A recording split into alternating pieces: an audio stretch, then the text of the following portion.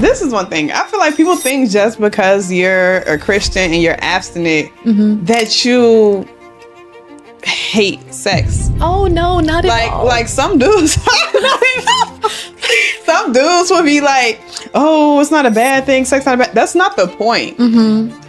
The point is that I'm patient, so deep. and I'm waiting in this covenant. Exactly. I'm not saying I don't want to. I'm so waiting. Deep. It's so deep. I don't want to do it with the wrong person. Yeah, no, because you know what? It's like you will literally get things from people, not even physically. Like, you will get personality traits. You will get like if you have sex with somebody who has anger issues, you didn't even know they had anger issues yet, and all of a sudden you're getting mad at nothing and you don't know why. Like, it's so much more than just like the physical. It's scary because it's something. How's life? Like, what do you do on a daily basis? What are you focused on right now? You know, life changes like as I change, and the more that I'm obedient to God. Lately, God has been telling me to focus on my music, and so I finally, like, it all just clicked to me at one time. Like, oh, like, I need to focus on it, meaning I need to post about it. One thing I noticed about when you're doing what God wants you to do, it's going to work so effortlessly. It's going to go up. It's going to grow you. It's going to get so much attention. It's like, oh my God, like I didn't really ask for this. I would rather be doing this, but I guess this is what you want me to be doing. Yeah. You know, everyone tells me that it's easy to make money, and I believe that. I'm just not making it. You see what I'm saying? Yeah, you got to actually put it together for it to happen. Yeah, like something in that area just hasn't clicked as of yet, but it's clicking though. It's getting there. I have like this blind faith type of thing, you know, just with everything, honestly. My dad told me that, because he served, I think it was 9 years in jail, and he told me that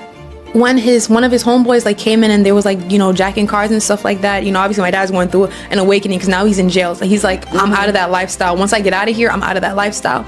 And when they came in, he was like, bro, like, why are you in here? He stole somebody's car.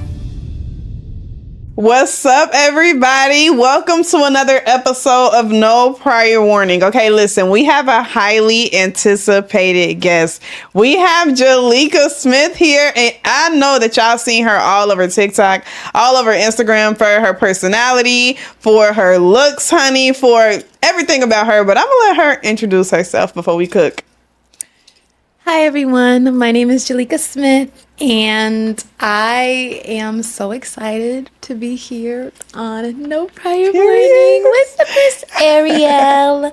I actually think, now that I think of it, like, my hair is red, you know, like Ariel, and I think it's like a good, like, you know. That was so thoughtful. That was. Is that alignment? That's alignment. Yeah. Because I had like 4 different wigs I could have put on. I was like, this is the one. That's alignment for sure. Okay, Ariel. Yeah. So first. When I first seen your page, how old are you? I am 24. 24?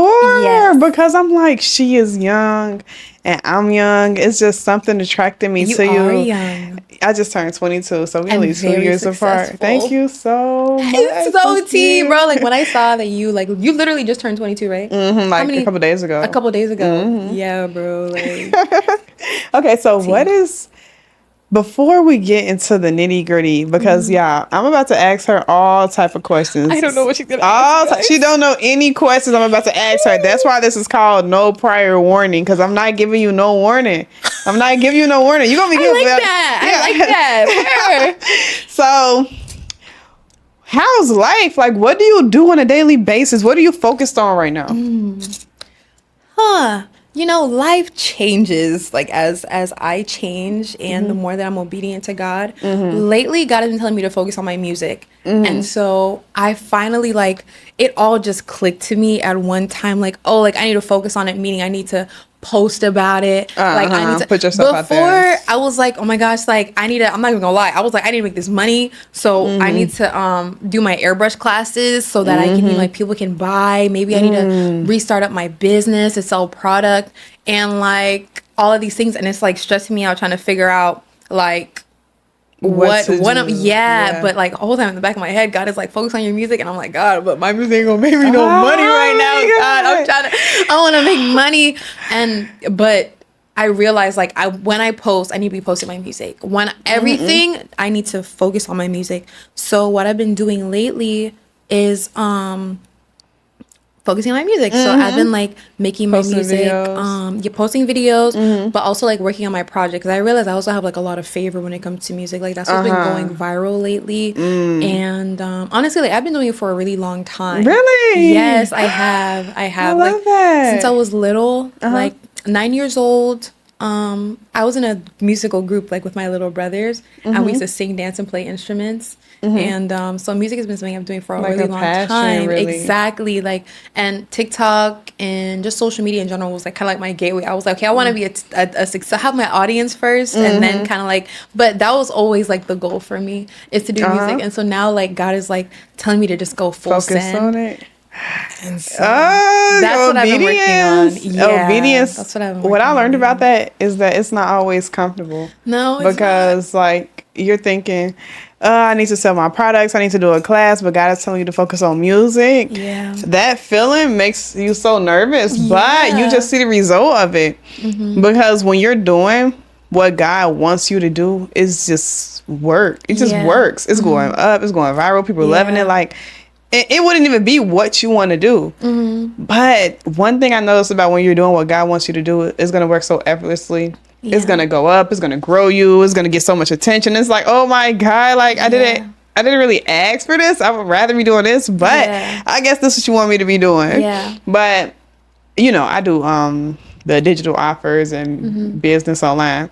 When it comes to you doing classes, airbrush stuff, digital products, you know, you have over 1 million followers, probably about like 2 million followers.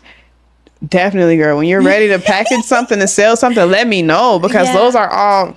Listen, if you want to make some money, that's easy. That's easy work. Yeah. Even while you are still building your music and putting yourself out there and opening yourself opportunities, because the beautiful thing about social media is that you can post different things and Yeah. still be okay. Yeah, You can post your absolutely. music. You can post some makeup tutorials and sell the product. Like you Right. can do both. Right, and explore all facets of me, which is really what I want to do at the end of the day. Which is why I really feel like it is a divine connection, because it's like, Yeah. you know, everyone tells me that it's easy to make money, and I believe that. I'm just not making it. You see what I'm saying? Yeah, you got to actually put it together for it to happen. Yeah, like something in that area just hasn't clicked as of yet, but it's clicking though. It's getting there. I have like this blind faith type of thing, you know, just with everything, honestly. Like you know it's gonna work. You gotta figure out the tools that you need. You gotta figure out how to put it together. Well, you have the tools. You have the tools. You're just wondering how to put it together to make it work. Exactly. Like how is this gonna, you know, I have all the ingredients. How am I gonna make this into a cake, basically? Oh yeah, girl. Yeah. See, we gotta put it together. We gotta put it together for you. We're That's gonna put it exciting. together. That's exciting. Yeah. Now listen, I want to give you some questions. So let me Okay. see should I start off light or should I start off heavy? Oh, whatever you feel in your spirit. Okay. Nervous. Oh. Okay, let's do, because I got like some controversial questions. I got like Okay. relationship, healing. I wonder what I want to do to the watchers. All right. Already, like this is exciting. No prior warning. Yes, I like that. yes. It's like living life on the edge. Okay, so we gonna ease into the relationship stuff. So let's talk about womanhood. Okay. So you're 24. Yes, ma'am. What's one truth about womanhood that nobody prepared you for, like as a grown woman? I feel like this is something nobody prepared me for because they were ignoring it themselves, but like listening to your own intuition and your own inner voice and God's voice within. Nobody like prepared me that like I would usually be right. You see what I'm saying? Like nobody prepared me like that my feelings and my emotions were indicators that when something is off. You see what I'm saying? Like if I have anxiety like around a certain person, like something is off energetically there. You see what I'm saying? If I'm not like comfortable around, like my body, my emotions are telling me something. And like if I get anxious before I'm gonna do something, like I probably should not be doing that thing. You should listen to You it. see what I'm saying? And I feel like if I had known that would have saved me like a lot of heartbreak and like heartache and just like getting myself into situations that I should never been in the first place. So I definitely feel like nobody really told me like, So, hey, like, trust yourself. trust yourself. Yeah. Because honestly, like, they weren't, like, again, like, just the women around me weren't doing it, like, themselves. They kind of like had to break into that for themselves too. And even like as I was doing it, I was teaching them to do it too. But like I didn't know that I was supposed to trust myself, and I feel like that's another level of awareness. So that's a blessing that you were able to like realize that. Because I mean, I'm 22, but I still feel, girl, I feel like 30 something. Like I feel like I'm 35. And one thing that has been, how do you know? How do I know I feel 35? Yeah. Because it feel like I got kids to feed. Like, it feel like I be working like I got kids to feed. It be feeling like age is really nothing but a number with my thought process on certain things. Even just connecting with people. It's just a behavior. Level. Yeah, it's a maturity level, and it's a behavior thing.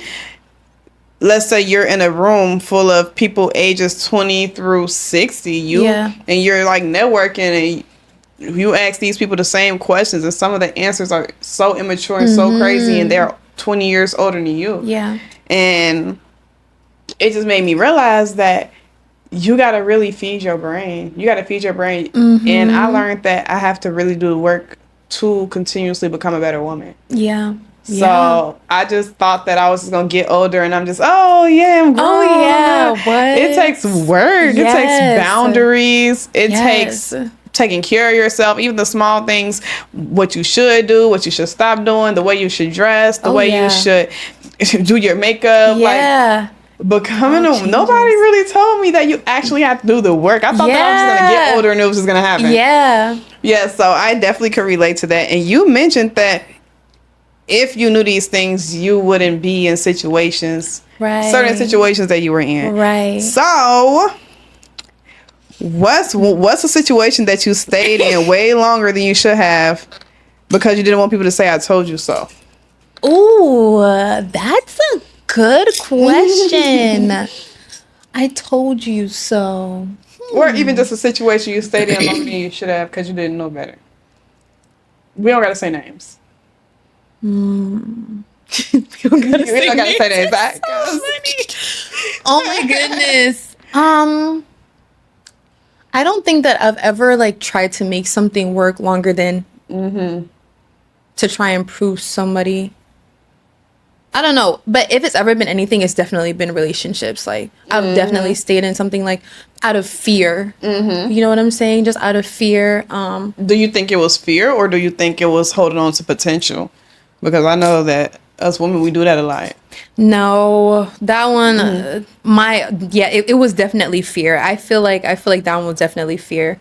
Because it's like, I just, you know all the things that you promised this person. Yeah. And it's like, you kind of feel like you outgrow them, or you're outgrowing them, and you no longer want to be with them, and you kind of stay longer to like, I guess, I don't want to say like out of pity, but it's like when you promise, something, you don't want to go against that promise. I never I hate breaking promises. So it's like, I guess like moving forward, I kind of was just like more careful and when I promise something, and like, you know what I'm saying? Yes, like when I more careful, because I used to be the woman like, oh, I'm gonna stay down through whatever. I'm here. No, it's certain things. Listen. I'll be there through the ups and downs, but ups and downs has a limit. Normal ups and downs are arguments, disagreements, slow seasons, things changing. But if it's not your up and downs, it's not cheating. It's not micro cheating. It's not blatantly cheating. It's not being disrespectful. It's not being domestic. That's not ups and downs. Yeah, that's not ups and downs. Yeah, so I definitely had to start saying, oh, these are my non-negotiables. Right. This is my deal breakers. If you do this, I'm leaving. Right. Those are those boundaries that you were talking about. Because I found that like, even just like as becoming a woman, that creating boundaries is like hard for me because I'm so kind and I'm so giving, and like it's hard for me. But once I do it, like it's done, and I feel so much better. And it's worth it. You know what I mean? Yeah, having boundaries is a part of growth, because I said one thing that I'm so glad that I learned how to do is I've learned how to tell people no. Yeah. Because it used to be so hard for me to tell people no, all because I have a good heart. But people will try and walk over you. People will try and play with you. And really it's like, sometimes you gotta say no so you can make sure that they are actually being genuine with you. Right. Because even if you wanted to say yes, and you probably are gonna say yes, sometimes I will test people and say no to see how they're gonna act. Right. When I tell you they would crash out, they would act like you're the worst person ever. And it's like, oh, you loved me until I said no. Wow. So they were literally only there because of your yes. Yeah. Because you were agreeable or because of what you could do for them. You know what I mean? And that's really good because boundaries do test people. Yes. I tell people all the time, like, I feel like men love boundaries. Like they'll say, or that they don't, or they'll kind of like, well, no, they love they like that. When you're on a strict program. Oh yeah. They do because and the ones that don't like it just aren't there like for like the long haul. Like they aren't there to like push past those things. Like a man is supposed to come for you. You see what I'm saying? He's supposed to court you. And so it's like, it's not about chasing, like, because it's not like you're running after this man, but it's like, hey, like you're gonna have to go through a few. Men are supposed to pursue you. Exactly. And so if we set boundaries and the person that we're dealing with don't want to respect our boundaries, and it makes them uncomfortable, that definitely means that they're not thinking long term. Oh, they probably don't even have a plan for you. Exactly. And it's like, oh, you really, I know a lot of things move fast out here nowadays with girls and these dudes and relationships, but with me, I don't move that fast at all. Yeah, that's good. I don't move that fast at all. But dudes will weed themselves out once you do set boundaries. And it's so crazy. It makes you realize how many people don't have boundaries. Yeah. How many people, yes. Yeah, because they're used to that. You see what I'm saying? They set the bar so low. So now they looking at you crazy because you actually have boundaries. Right. Boundaries is like, wow. But no man should be pushing past your boundaries because, like, why would a man who really wants you and loves you doesn't want to make you feel uncomfortable? Like, they want you to feel respected. Do you see what I'm saying? So I think that's also another thing. And that's the difference between a YN and a courtesan. What's the difference? What's the difference between a YN and a courtesan man? Oh man, I'm with a courtesan man. So honestly. I've never dated a YN before, so I can't like say. But have they tried to approach you? They have tried to approach me, but like, see, because we can see a YN from a distance and understand what's going on. Right, and they'd be like, "Hey," or like, "What's up?" Like, exactly. But I never realized they're talking to me because I just don't. Like, hey, shorty in the red. Like, who are you talking to like that? It's not me. It can't be me. Who is A? Right. Not me. Yo, check it out. Woman, excuse me? Who they be outside the gas station. That's what I'm saying. Like, I just, when you don't, the thing about it is you can't answer to that. If somebody's not calling your name, you're not. If somebody was to sit here and like be like, oh, hey, B word, girl, I cannot stand when I am walking outside and a dude tell me to check it out and come up.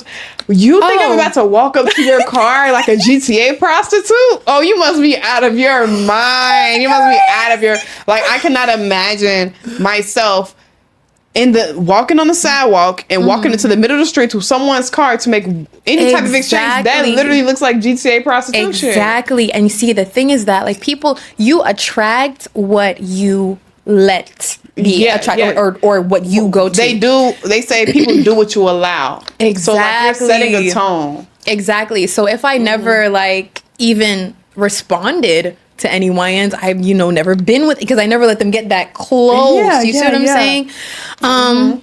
But what I will say is with a quarter-tip man, it's great though. Like, even just because what we really are talking about is the way of dress. You see what I'm saying? Yes, but it also reflects, it does more sophistication, the mindset, right? Because I'm not even gonna lie, like, I used to think that way of dress was like corny, like nerdy, right? Yeah, like, well, I didn't mind a nerd, but like I was just like, it's so stiff. Like, I used to think very plain, it was very so clean, stiff, and simple.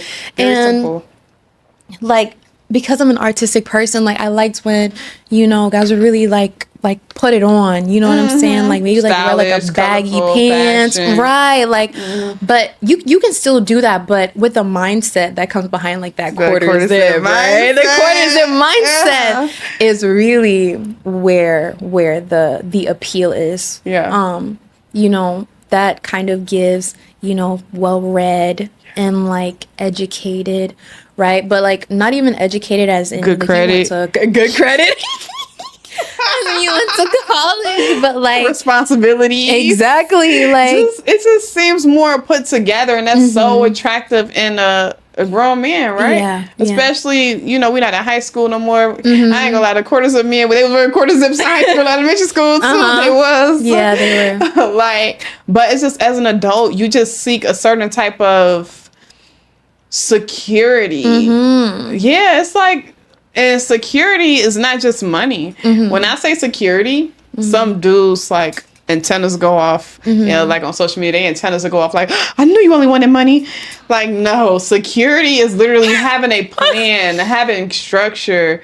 A plan, structure, What's wrong with stability. wanting money? Yeah, it's like as that's part of stability. Mind you, we're fully grown adults. Life need money. It's up there with oxygen. if I have a dream for a certain lifestyle for my life, and like it requires a certain amount of money, because not everybody wants the same amount, like, or the same some lifestyle. People are okay with exactly, but it's like if you want a certain type of lifestyle, then you can find yourself a woman that wants that lifestyle. But me on the other hand, exactly, if I want to build a life that is in a higher tax bracket, I'm gonna build that for myself, whether you're here or not. Yeah, you're gonna have to accept it. Exactly. Yeah, so I'm not. I definitely it somehow. Again, you know, you just don't interact with the people who aren't willing to, like come past that. You see what I'm saying? That they're not there with you. Yeah, so. Especially when you're like blessed and anointed. I think people overlook that. I think people overlook that when you're blessed and anointed, God will take you so high. That's true. He will take you to these places. That is so true. He will take you to these places, and then people and social media they would try and convince you to come back down. Yeah. They would try and convince you to humble yourself, and it's not that you're really not humble. It's that God is taking you higher, and God is taking you there for a reason. So then they want you to be like, no, go date a dude that doesn't have anything going on. No, be humble. Date a dude who's making way, way less than you, or go do this. And it's not about money. It's about position. Right. God has positioned you. He positioned me. He positions people. Yeah. And if God can bring you to a certain level, what makes you think that he's not going to give you someone at your level as well? Exactly. It's just like exactly.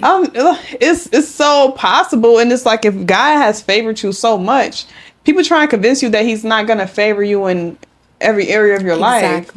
Exactly. One thing I will say too is like having ambition and passion. I feel like people don't allow themselves to have that too. But like having a passion for something, having ambition, having a purpose in life really drives you to want to excel at it, you know, the best that you can. And when speaking like of men, a man with ambition, a man with passion, like, because I hear you talk all the time about how like you need to be there to really like build with a man, like if you should build with a man, but it's like you can't build with a man who's not building anything. Exactly. Who don't have a foundation. Exactly. It's right? The mindset. It really is a mindset. Like, what do you want for your life? And how can I be a part of that? Because we're helpers, right? Yeah. How can I be a part of your dream? So I think a man with a big dream and the ambition and the passion and the purpose to like go behind that really even supersedes like monetarily value, because what is money other than just the exchange for value, right? You see what I'm saying? And money is a tool. So exactly, when people have that money conversation, it's kind of like a joke to me, because that's the least of the worries. If God positions me with the right person, when God positions me with the right person, it's not gonna, that money is not gonna matter, because if he partners you with this person, y'all going up together. Exactly. Y'all are gonna be good. So I have no doubt that me and a person that I end up with, I have no doubt that we're not gonna be good. Yeah. Because what matters is the foundation. Right. I always talk about I'm willing to build with a man. A man with a plan. Right. A man with a foundation. A man with some form of stability right now. Because then that's when I be the helpmate and we can do more. Exactly. And some of us women, we're naturally helpmates. Like we're naturally like, oh, I'm just involved. Like we're just involved. Investing. Yeah. You know what I'm saying? And no, I completely understand that. You know, you just it's about discernment, because a man with no like ambition to do what he wants to do is not going to be doing anything. That's the thing. Like, yeah. And when I say that, what am I trying to get at? When you have to be able to invest in like a moving part, because like if he doesn't believe in himself and you believe in him, you can't want him more than he does. Exactly. Like, and if he believes in himself, he's going to be putting the action and behind it's going to it. get a little draining having to constantly push, and it only will get draining because you're going to realize once you stop pushing, nothing's happening. Yeah. Once you stop encouraging and convincing, the object is not in motion. Yeah. Like he's just there. That's why that person has to have that ambition, because I've been in situations to where, you know, I'm just being myself and I'm just being a helpmate and just like, you know, because it's in my nature, which is why it's like, God, please just see me the right person to do this for. I'm tired of doing this for the wrong person. Exactly. Because like I would be being this woman and I would take a step back just to observe, and they don't even want it for themselves. Exactly. Yeah, exactly. It's like what happened to the plan? What you doing? It's only the plan, only in motion when I'm behind it. Yeah. Like, what are you doing on your own? And that now the word leadership. Leadership is coming on. She said leadership. I feel like this generation is lacking so much leadership in men. And leadership is the smallest things. Some of the smallest things, as small as making a decision for us. Like just making decisions, making plans, have a type of order, some direction. Yeah. It gets so small. People probably think leadership is just all the way at the top. It starts in the small things. That's true.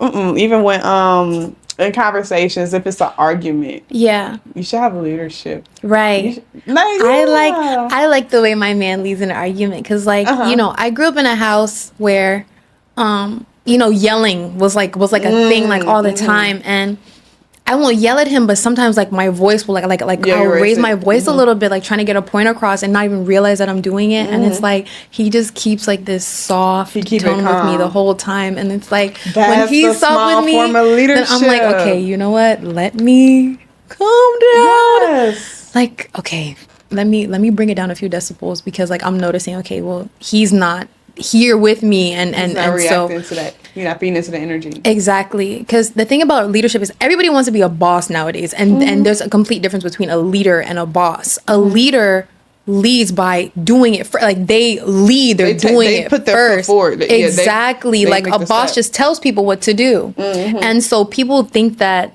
people and men, they think that, oh well, she must be submissive to me because she got to do what I say. Right? That's not what it is. But that is not how it goes. Like, you are leading by example. You see what I'm saying? Like, he doesn't say, lower your voice. No. Like, he don't say reflex. Exactly. Right? You feed off of the energy. Yeah. Wait, you feed off of his calm energy. Exactly. And that is leading you into the right direction to not continue crashing out. Exactly. And to actually calm down. Like, you know what? It's like, you know what? Let me calm down. Right?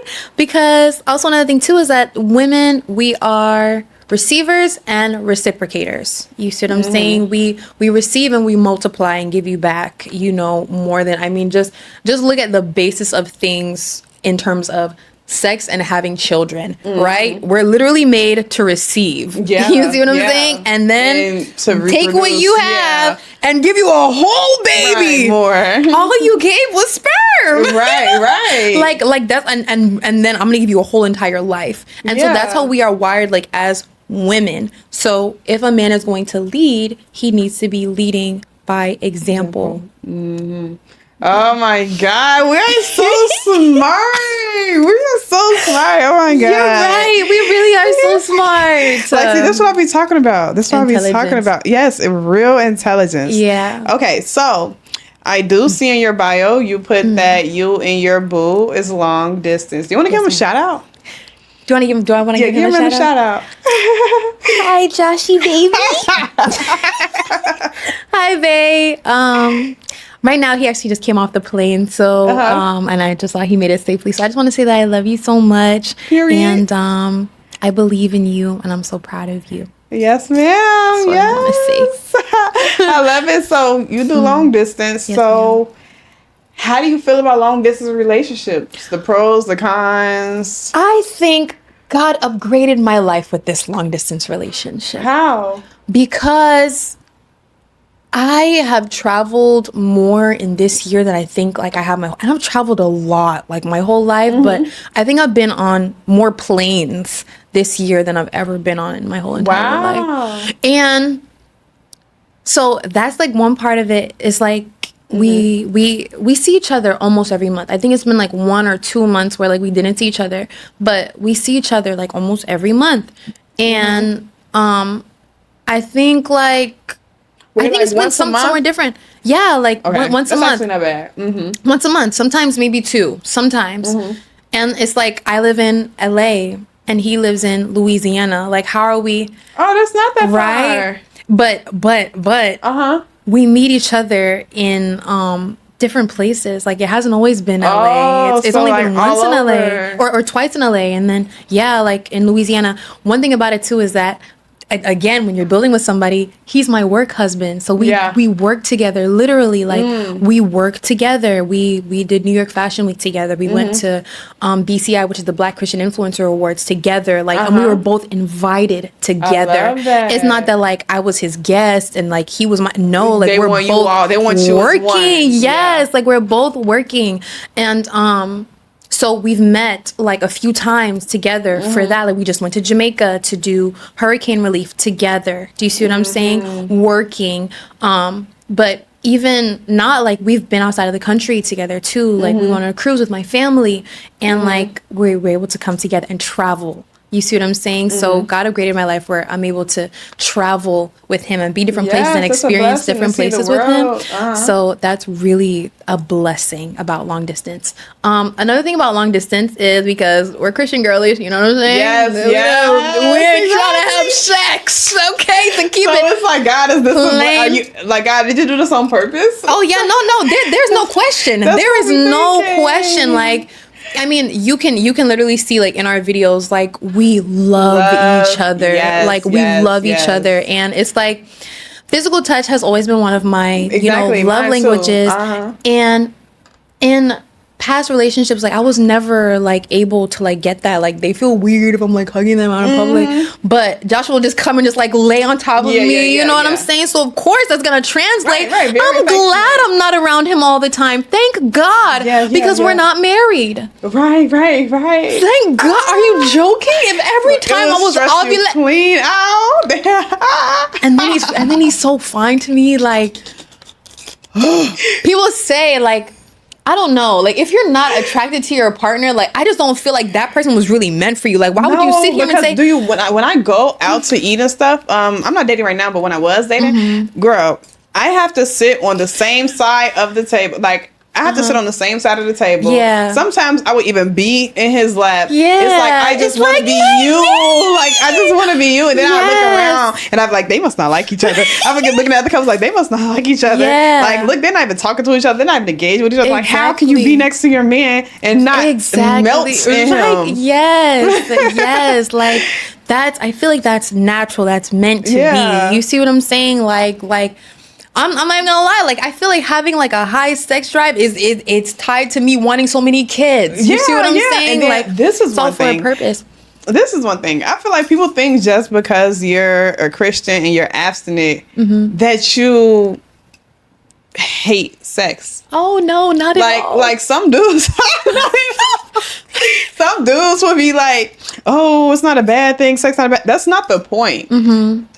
the point is that Oh, it's I'm so patient, deep. yeah, and I'm waiting in this covenant. Exactly. I'm not saying I don't want It's to. I'm so waiting. deep. It's so deep. I don't want to do it with the wrong person. Yeah, no, because you know what? It's like you will literally get things from people, not even physically. Like Yes. you will get personality traits. You will Yes. get like if you have sex with somebody who has anger issues, you didn't even know they had anger issues yet, and all of a sudden you're getting mad at nothing and you don't know why.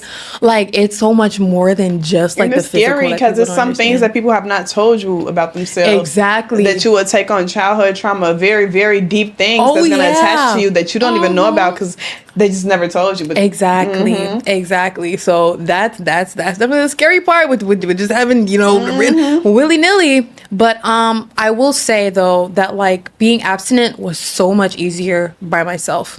yeah. Oh God, It's crazy though because you love that man. Listen, like this is the thing because I did long distance and I've been abstinent and we were both abstinent in the long distance or whatever. So I can't say, honey, once you see each other again, it'd be so crazy. It's like a big ball of energy. Yeah, it's like dumped on each other. And if you're not sexually active, it's just like. It drives you What crazy. are we doing? One time, something happened to me mentally. When something happened to me, it got so hard. It got so hard out of nowhere. Like me and my long distance, we were together. I even like almost got dizzy for a second. Yeah. I almost got dizzy for a second. I was just like, let's go take a walk. Or let's go do something. Yes, because that energy has to go somewhere. Yes, because I think it was just so much energy and we missed each other so much and it got so heavy. I literally got a little dizzy or something. It's that serious. Yes, it's that serious. That goes to show you just how spiritual affects the physical and physical affects the spiritual as well too.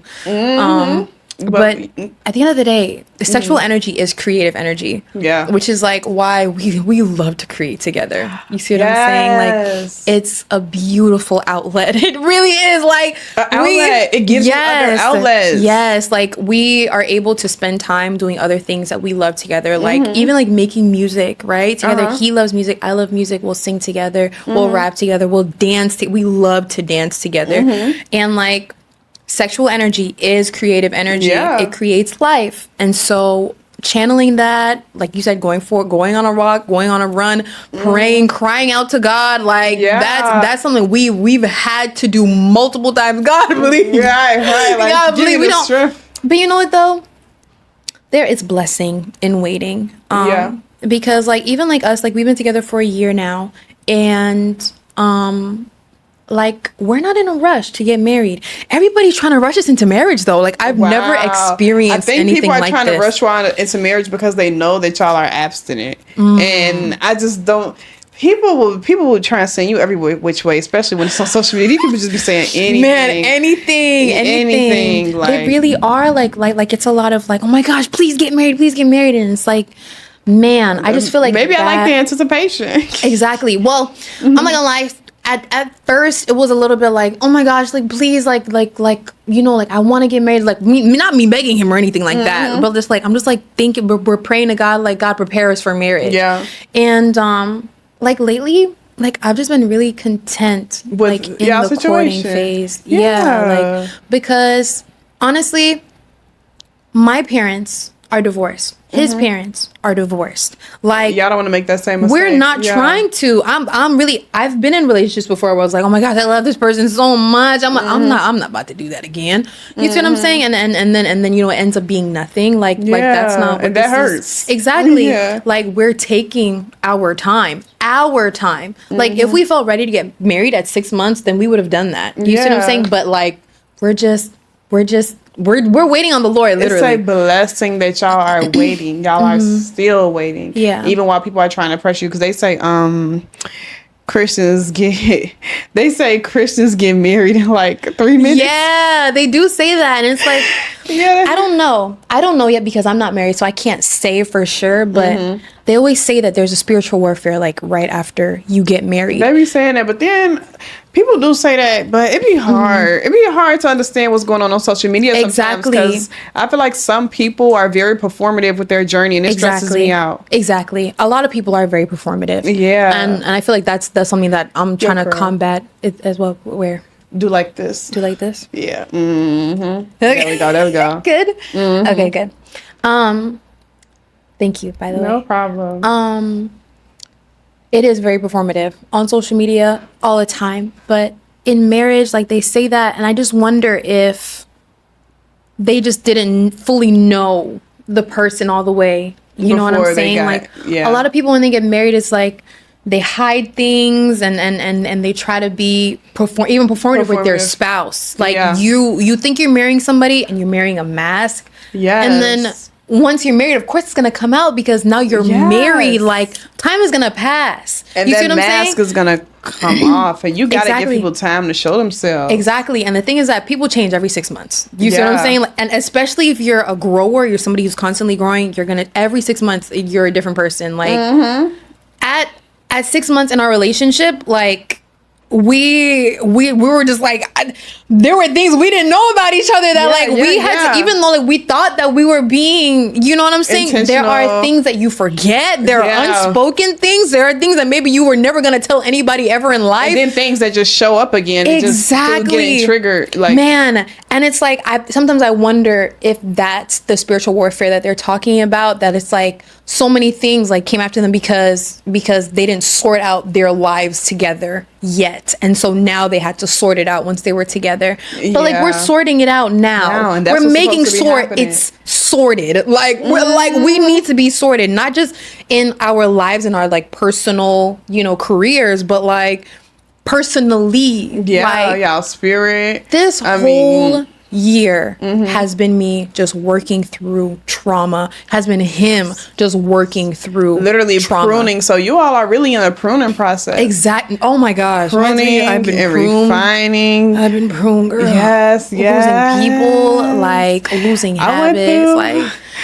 I went through a quick pruning process. Well, this year I went through a pruning process because I was dating somebody nobody really knew because you know, social media. Yeah. I just didn't tell them. I'm popping out with the ring. Because there'd be too much going on social media, but I feel like I definitely went through a pruning process because with us going right into a courtship and being abstinent, we were thinking about getting married. Yeah. Like we weren't thinking about getting married to rush to bust it open. But we were thinking about getting married because the tone was set. Right. I met him. I'm like, you know, I'm dating intentionally. I'm only dating to marry. Yeah. And I'm not having sex until marriage. That's not something that I'm willing to negotiate about. Right. And it's not a rule that's meant to be broken because a lot of dudes would take that as like, okay, but then like, oh, they just think that's a rule they can break. Like, no, this is not that. This is literally like something I'm very serious about. And then, I mean, he was like okay with it and, you know, move forward.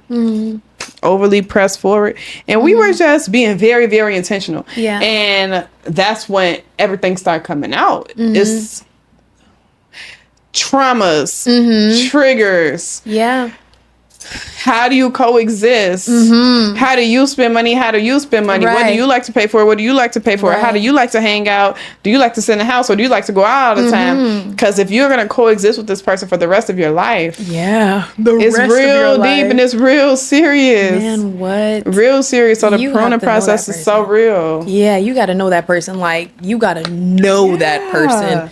You know, like, and then thinking about, okay, when you do have kids, how's this person going to treat you? Exactly. When you do grieve and lose somebody, how this person, you have to think about these things, baby. This is going to be your man. Oh yeah, for life. Yeah, so it's deep. I think about stuff like that. Yeah, I'm like, if my body changes, like, how are you going to act? Yeah. If I'm grieving, how are you going to comfort me, because some people don't know how to show emotion. Yeah. Some people don't know how to show emotion, and the smallest things will show you that. Like even your stomach cramping. Yeah. You dating somebody right now, your stomach cramping, that's a little small way you can see how he would treat you when you're in pain, when you're having contractions. You know? Yes. Yes, I do. You're so right though. Like those little things, they do translate into the bigger things, and that's why it's so important to catch on to those red flags early and not just like brush them off, because it's like when you see those little red flags, you need to figure them out, so that way red literally means stop. Okay, we need to stop and figure out where is this coming from. And it's like the thing is that if you see a red flag in somebody and you confront them about it, or they even bring it up to you themselves because they're self-aware, which that already, that's tea. You see what I'm saying? But if you bring it up to them and you talk to them about it, and you're like, your actions are not aligning like with who you say you want to be or who I think you are, so like what's going on, like, or if you're perceptive enough to see where the root is, and you're able to tell them, hey, like, you're doing this because you got a wound from your daddy leaving you. And then what if they don't accept the facts? Exactly. You can't be with somebody who doesn't accept that. Because it's so bad, because we can't fix what you won't accept. Listen, a healthy relationship is literally heal thy relationship. Heal your relationship with yourself. Yes. Heal your relationship with that. You're healing that person is helping you heal yourself. That's what's happening in a relationship. Like, that's why a lot of people don't make it too far, is because they kind of get this wall where they don't want to grow anymore. And it's like, if a tree is not growing, it's dying. Yeah. If anything is not growing, it's dying. And so if somebody has the mindset where they want to consistently grow, and then one is not in for that, it's not gonna work. Yeah. And the better you treat yourself, the more you take care of yourself, the more you can take care of the next person. The more you love yourself, the more you can love the next person. So someone who has done the work to heal, someone who has done the work to love themselves and work on their triggers and work on their insecurities, they will be able to treat you amazing, because they're like clean. They're spiritually clean. Some people are not spiritually clean, they're spiritually heavy, and then it reflects in their partner, and now they're projecting all these things onto their partner, these things that they didn't even accept, and now the relationship is not going nowhere. Destroyed, arguing, and it's all because of something that this person didn't accept. It's so serious. Then when you're dating to marry, baby, all of this is no joke. People don't get it. Because now it's like you kind of feel like you have no out, especially like if you're Christian, like you kind of feel like, oh, well, I have to choose this person. But you want to make sure that you want to choose that person. I feel like that's important because that's what love is. Consistent. Every day I have to choose Joshua. Every single day I have to choose him. And it's like, he has to choose me too. As much as there are handsome men on social media, oh my God, there's a plethora of beautiful women. Jesus Christ. Just like in the world, like amazing. I'm not even talking about men. I'm like, women, baby, how about Miami? I live in Miami. I see these. I said recently. I said these women in Miami are beautiful. They look so good. Natural body, the surgery body. I don't care what y'all are trying to say. These girls look amazing, bro. They're so pretty, beautiful women, fit. I mean, I have friends that are super beautiful, pretty, fit, dress well, smell good, carry themselves well. Listen, women. We don't play. Exactly. But see, that's why, like, I have to be with somebody I know is gonna choose me, because, and that's why I gotta die to their flesh. Exactly. They have to die to their flesh. They have to die to lust. They have to die to wandering, and it all begins with stopping that one thought. You see what I'm saying? Like, but all of this like plays over. Like, if a man is consistently every day masturbating and watching porn, like, he's already fixated to be, you know what I'm saying? One of these like different things. Exactly. Like, he's already fixated. If he's watching, women on social media, like, he's already fixated to being like, okay, well, I'm with her, but at any time I could get whatever I want. Yeah. You see what I'm saying? Which is, I mean, technically the truth. We could always get something else, but it's like, are you going to choose me every day? Like, are you Right. going to choose me? That's the only Every type of day. guy that I want to be with. One Yeah. who's going to choose me every day, one who dies to their flesh. And then that is, beyond the horrible soul ties, the clouded minds, Yeah. the horrible things that come with not being abstinent. One thing that does come with abstinent, which is only the surface level, is you being able to die to your flesh and not be a slave to lust and be able to choose this one person Exactly. for a lifetime. People don't understand how important that is because I've learned that so many men think cheating is normal. Like from back then, like Yeah. just dating and just getting cheated on, and they wouldn't even think nothing is wrong with it. Like, yeah. it's so many people who enter relationships without clearing their roster, Yeah. Oh, wow. and Yeah. that's what I can't wrap my mind around it. Wow. I can't wrap my mind around it. Wow. Like, I these- definitely Yeah. made calls before I went to go and meet him. I was like, and it's not even that I was really like talking to And a it's lot a of people, but respect it's like, thing of- yeah, I'll say, hey, if I I'm know dating somebody somebody was right interested, now. exactly. If I know somebody's interested in me, like, hey, like, I'm about to get in a relationship. Or Yes, I'm about to people. like be in something really serious. You know what I'm saying?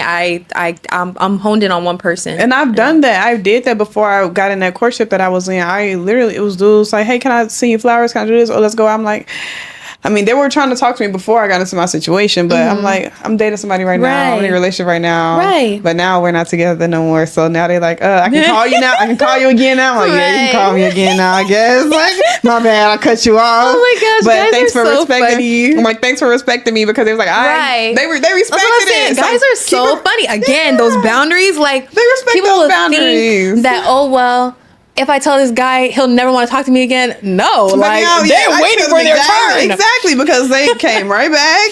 They waited. Yeah. I almost got took out the game. Yeah. I almost got took out the game, but they waited, even though it was a chance that I was gonna be married and I'd be not able to see And them. they was probably doing their thing too. You know what I'm Exactly, saying? right. But Like, now I'm back and they're like, okay, now can I call you? Right. Now can I text you? Right. Because I'm not about to do something to someone that I wouldn't want them to do to me. Right. So if I'm dating you, yeah. if we're recording, I'm That's not so dealing good. with no other man. I'm not texting no other man. I'm That's not so making them good. think that they have a chance with me. I'm not doing any of that. I'm not micro cheating. I'm not Right. doing none of that because I don't want it done to me. And that's just the level of respect that I have for the person that I'm dating. Yeah. And I expect the same in return. But if I'm not shown the same in return, that's when I got to go.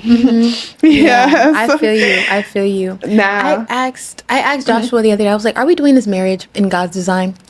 Because, I was like, just reading the stories of the Bible, right? Yeah. And there's like a lot of men that have fallen to lust. Yes. And, they have their different wives, multiple wives. I'm like, is this gonna be something where like along the line you're gonna want like multiple wives or anything like that? Like you need to let me know that now, right? So that I can adjust my mind Mentally to like prepared. not be honestly, it's like at first I was like mentally prepared because I'm like the type of petty where it's like, okay, well, if you want multiple wives, don't worry, I'll have multiple my harem over here. Okay, it's okay, it's all good. You have your wives, babe. You're not finna be the type that's like, oh, he got multiple wives. Right. I'm doing what he doing. So, Cause you think I'm about to You're not gonna come on TikTok story talking about you thought you thought oh yeah, my wife was at home. Oh no, baby, while you was out, your wife was out too, and we could come back together. But I realized I was like, oh my God, but I don't want to do that. I don't want to open myself up to all that's these not your men. preference, You see what I'm saying? I don't want to do that, and so I was just like, well, you need to tell me now. That way, we just don't get married at all. Like we just dead this now. You know what I'm saying? If that's what you want, I just don't want that. And that can be that. Like you can. The thing is that I feel like people try to control people too much. You see what I'm saying? Like let people do what they want. Yeah, like so you can see what they would rather do. Exactly. You know what, baby? I don't mind if you have multiple wives. You want multiple wives? You want multiple wives? See what they would rather do. Like if you want multiple, you're safe to have multiple wives, just not with me though. Exactly. You see what I'm saying? Always make a man feel safe. You're like, don't control them, but let me tell you. There is it's so funny. There's this one story. Me and one of my exes, we kind of like had this rule, like, okay, like when you go out, you don't like dance on people. Like don't have a girl like twerking on you. Right, See what I'm saying? Like I didn't feel like I was asking too much. Okay. Right. But he went, to Carnival without me. And Carnival. I was like, I was in a carnival, so I know what happened. I'd never been to a carnival before, but Everybody and he didn't tell me he was everybody. going. Listen, okay. But like I just felt in my spirit that he was getting twerked on. This is what I'm talking about. You just it's that intuition. I'm telling you that something intuition. in you was like he getting twerked on. He's getting twerked on, bro. He's getting twerked on. So I asked him because we already made the agreement. Okay, babe, I'm not gonna do that. We not doing that, right? Oh my God. I asked him, babe, did you get twerked? Nah, what? I would never do that. Never do that to you, right? Okay, cool. But I still have this. Yeah, it's just like right in the back of my mind. So like a month later, I went to go and see him, and like we're driving in the car, we're laughing because another thing I love is to be homeboys with my man. Right. That helps with the communication. Yes, like when you give them give them that homeboy energy. Yeah, that's when they open up to you. Even when it's a bad situation. Yes, I think us women need to know how to switch it off to like give that homeboy energy to let them open up. Exactly. And so what happened was I was like, you know what, babe, I'm not even tripping like off of you. If you did go and like get somebody, then did you go and get somebody? And he was like, yeah, I caught it. Oh my God. I was like, he thought it was a safe space. You like to see my thing too though, it's not like it wasn't even like, okay, like you gotta catch them while they laugh and while they think it's safe. Yeah, but it's like you lied to me though. Yes. I feel like that's like the biggest thing. Like if you had did it and then said like, hey, like this is what happened in the moment, at least I could try and understand where you're coming from. You see what I'm saying? And respect it. But to lie, so it's damaging. Just like, oh, you don't even like me for real. Like if you're why are you lying to me? This is what I don't like. I don't like when they lie to you and they don't tell you the truth until they find out that you know the truth. I don't know how to feel about that. That damages my trust like crazy. Even then, it's like, why if they're telling you the truth because they know it's, even then sometimes they won't. Still they'll still deny it. But it's like, even why lie? But you know what though? It's a protection thing. I think that it would just be easier if you just made a decision knowing the consequences in the beginning and weighed your option first. But I feel like a lot of people lack that. My dad told me that because he served, I think it was 9 years in jail, and he told me that when one of his homeboys like came in and there was like, you know, jacking cars and stuff like that, you know, obviously my dad's going through an awakening because now he's in jail. So he's like, I'm out of that lifestyle. Once I get out of here, I'm out of that lifestyle. And when they came in, he was like, bro, like, why are you in here? He stole somebody's car. And he's like, so imagine your dad comes to visit you all the time and he goes to drop your brothers off at school. He's doing all this stuff for your family and somebody stole his car. How would you feel if somebody did that to your dad? Oh man, I would, but you out here doing it to other people. Right. And I feel like that empathy is something that a lot of them are missing, especially the ones that like cheat, because a lot of the people who cheat is like they wouldn't be able to be cheated on back. Yeah, like they wouldn't. Like, imagine, don't do something to. I can't comprehend that you're doing something to someone that you wouldn't want done to you. Exactly. Like the situations where I've ended certain relationships has been easier to end because it's like, if I did this to you, it would not be okay. Right. I've never cheated on a man. That's good. But I can only imagine how they would have acted finding out. Yeah. Because what they are willingly doing to women, it's like, imagine if someone does this to you. And this is why it makes me look at you different. Because I think it's a human thing. I feel like it's human nature, and if you're a genuine good person, if you actually really do have a good heart, you're gonna not want to hurt other people. Yeah. Because I've never cheated on no one because I don't want to hurt nobody. Yeah. I don't want to hurt someone's heart. Yeah. So for you to know you're hurting someone, for you to know that you're damaging someone's heart, what is going through your mind? Bruh. The thing is that it's not. They're so like focused on self. Yeah. That's what's happening.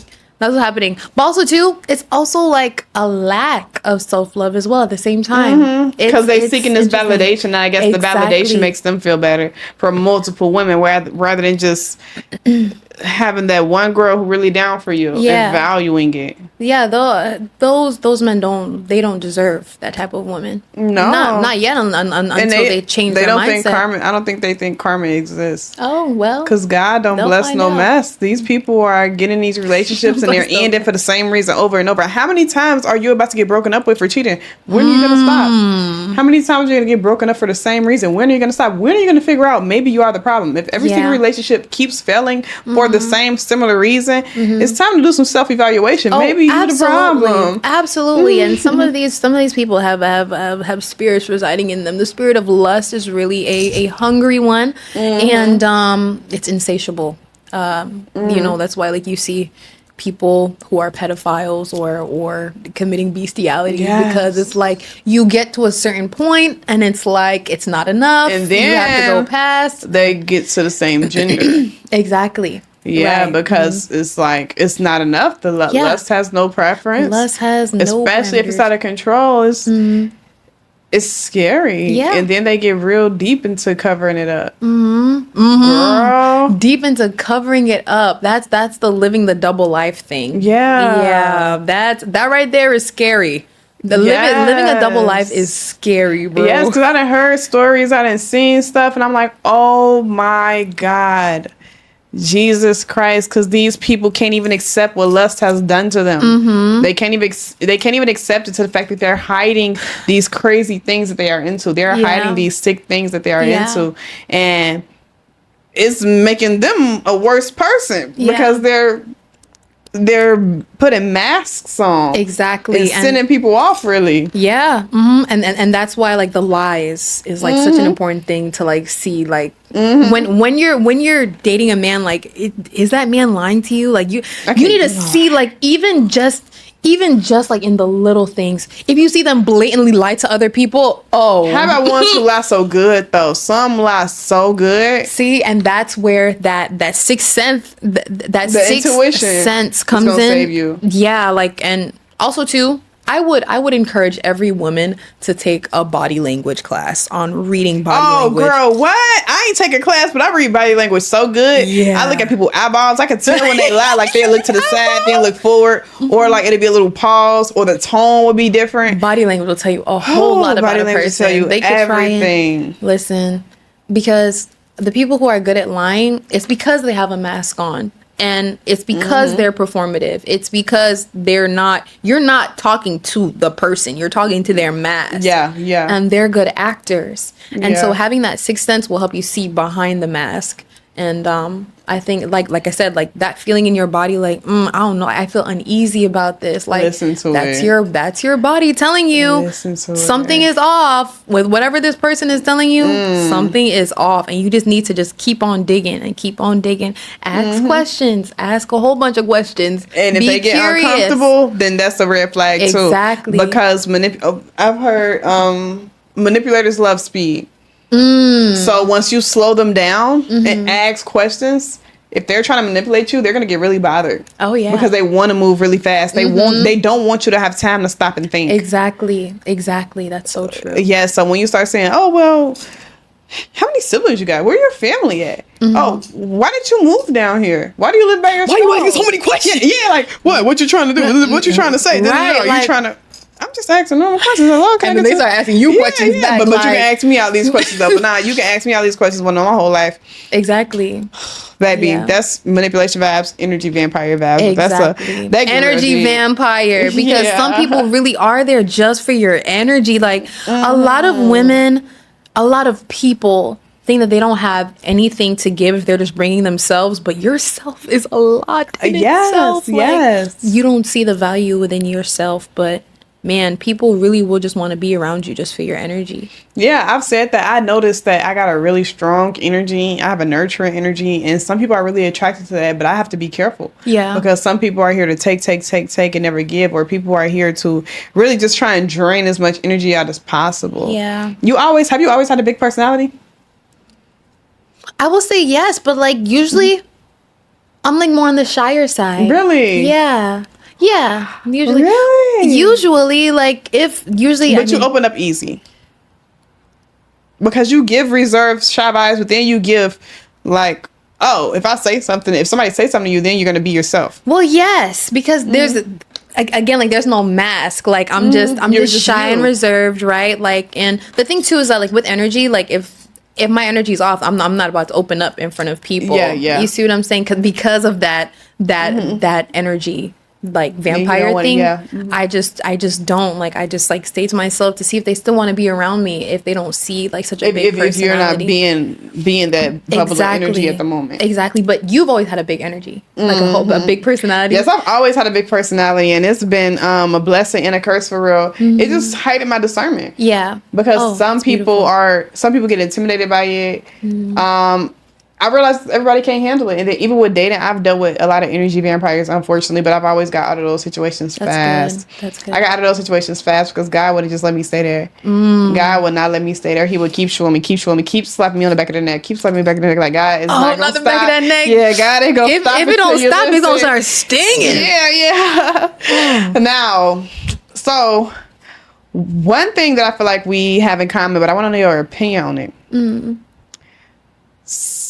People being judgmental on social media. Do you feel like people are more judgmental on social media when they find out that you're a Christian or you got a good relationship with God? Absolutely. Like, it actually, I've never gotten this much hate in my whole entire life, like, on social media. Like, usually people really love me. Yeah.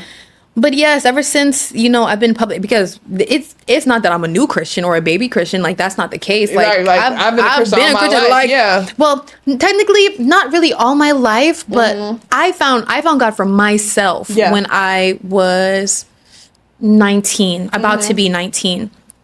So, like, God is somebody I chose for myself, and I got to know for myself too. Like, I had a personal encounter. Like, this wasn't just like in doctrine. Like, I know I walk with God. I have a relationship with God. Yes. And so, like, I knew that people were going to be judgmental. Like, when I first became a Christian, like, I would make Christian content and stuff like that. And like, I backslid into lukewarmness because at my church, they told me that I couldn't listen to secular music. But I do music, and especially at the time, like, I was practicing with my brothers all the time still. Yeah. And I'm like, I cannot just cut out. Yeah. Like, this is my life. And that kind of, like, made me just, like, rescind back into myself and not want to follow God, like, as openly, because I'm like, how much of myself am I going to have to give up? Like, I love music. Am I going to have to give that up? But it was people telling me that. Not God. Like, it was people telling me that. So lately, with the judgment online, and this literally actually just clicked to me 2 days ago. Like, this is people. It literally just clicked. Like, oh, this is people. Not it doesn't God. matter what they think. Yes, 100%. It doesn't matter what they think. Like, they can sit there and comment. Because another thing I realized too is, because now that I'm focusing on my music, like, I realized, okay, like, let me go and see who's popular right now. And let me see what people are saying about them. Yeah. Oh my gosh. They're talking about everyone. What? They're destroying everyone. I was like, oh my gosh, like, they hate this person. Like, you would look at the TikTok comment and be like, they hate this person. Even like Tyler, they are dragging her for no reason. They're dragging a lot of these. They're just dragging these girls. They're just hating people. But they're thriving though, and these girls are doing good, and these people girls are minding their business. People love them. And a lot of people still love them, but when you read them comments, I'd be like, so confused. Yeah, but see, that's the thing, is like, they'll say all of that, but you know what? I've had a lot of hate online. I've never had a hater in person. Exactly. I've never. Exactly. And I've had a lot of people come up to me, like, it's always, I love you. Oh my gosh, it's you. I don't hear none of the stuff people say on social media. Nobody comes to me, oh my gosh, you're. What you just said resonated with me so much, because that is that came to me as well. This is people, not God. I started dancing when I was 10 years old, professionally, hip hop and stuff. I've been in music videos. When I didn't have a place to go, when I didn't have a home to go to, when I didn't have a place that felt like home, I was able to go to the dance studio. Yeah. The dance coach ended up being like a father figure to me. Yeah. He passed away, rest in peace to him. But it's like, God didn't do any of this for no reason. This is my literal outlet. This was love. Yeah. And then in today's time, since I've been a Christian my whole life, in today's time, since I've been more open about my relationship with God on my social media, people try to degrade everything that I do. Oh yeah. I've been dancing since I was 10 years old. I post a dance video now and today. God will not like this. You're gonna go to hell. It's you're them. dancing. God, you cannot rush me into my conviction. You cannot convict me of something that God didn't convict me of. Exactly. Because you know what the thing is too, though, is like they're telling on themselves. You're sexualizing me. Yeah, mind you. I'm not sitting here trying to be. I'm not busting it open. Like, mind you, I'm not around here getting none. And you out here getting some, and you trying to talk about me. Exactly. It's you. Yeah. You're trying to. You got a log in your eye. Exactly. You see what I'm saying? Like, and you trying to over here wipe out this speck in my eye. You making me blind. Like, and no, they will sit here and judge you, because even with me, like, they talk about like the I had this video where like I'm getting dressed to Burna Boy and like I'm whining in the end. You see what I'm saying? Exactly. Again, like this Jamaican, is a cultural dance. And they're sitting here, oh my gosh, and God you're is trying not to be mad at you for doing your culture. God is not mad at Jesus. Mind you, that's the first video Joshua ever seen of me. So it's like, and God sent your kingdom spouse.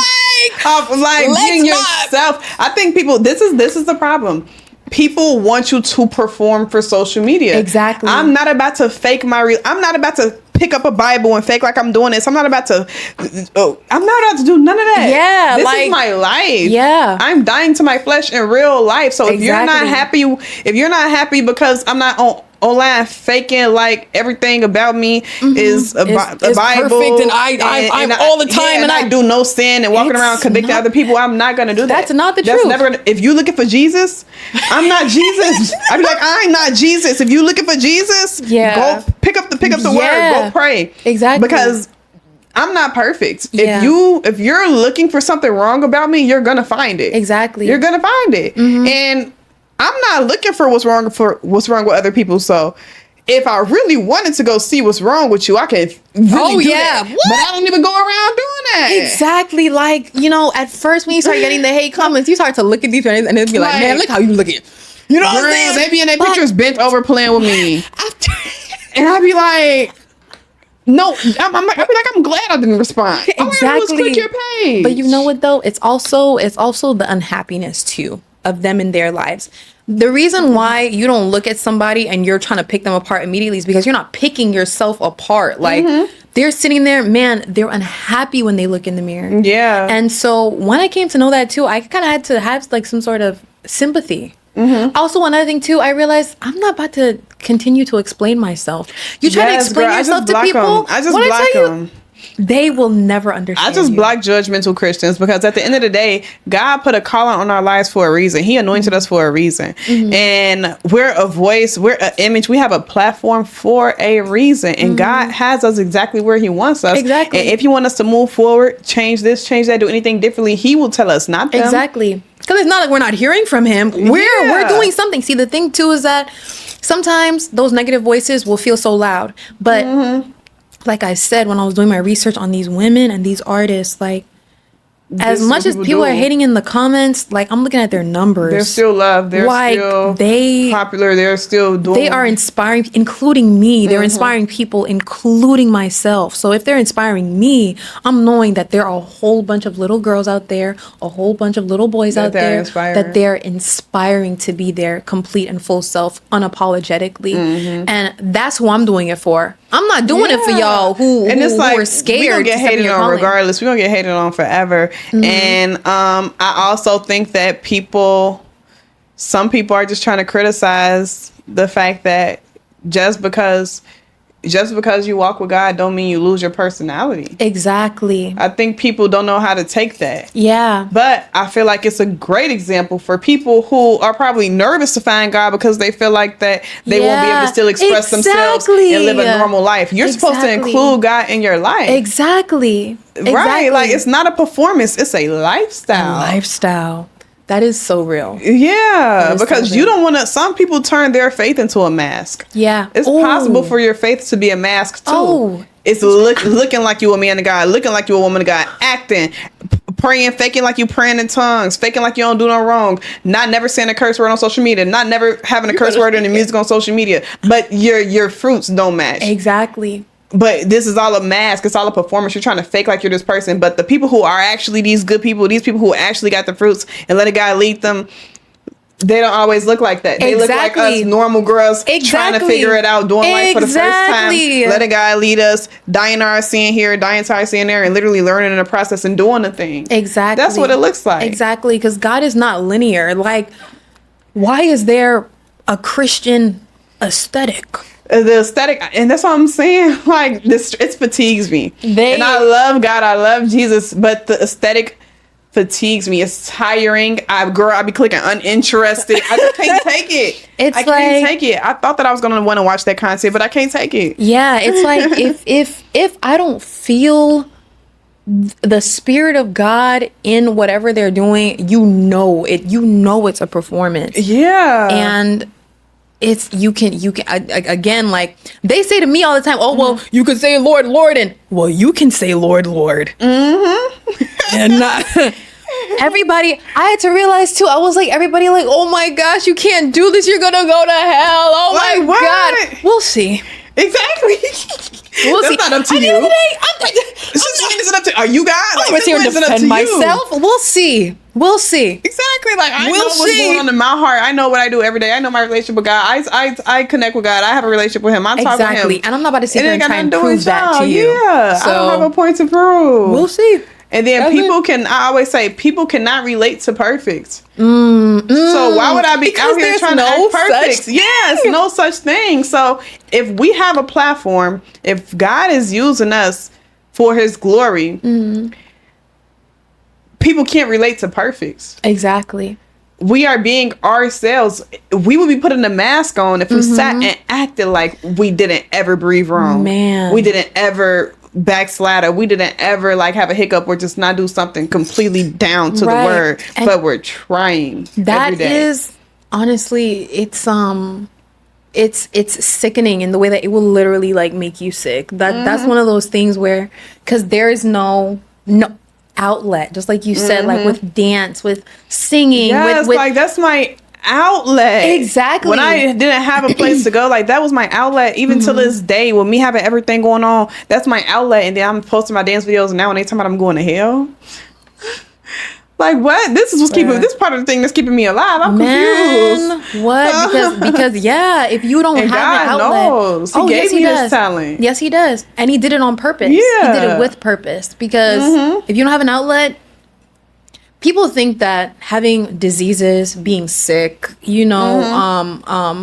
just all of those things that, oh, well, I'm going to pray to God and I'm going to get out of it. You see what I'm saying? And it's like, yes, you can pray to God and get out of it. A lot of the times it takes your own action too. Yeah.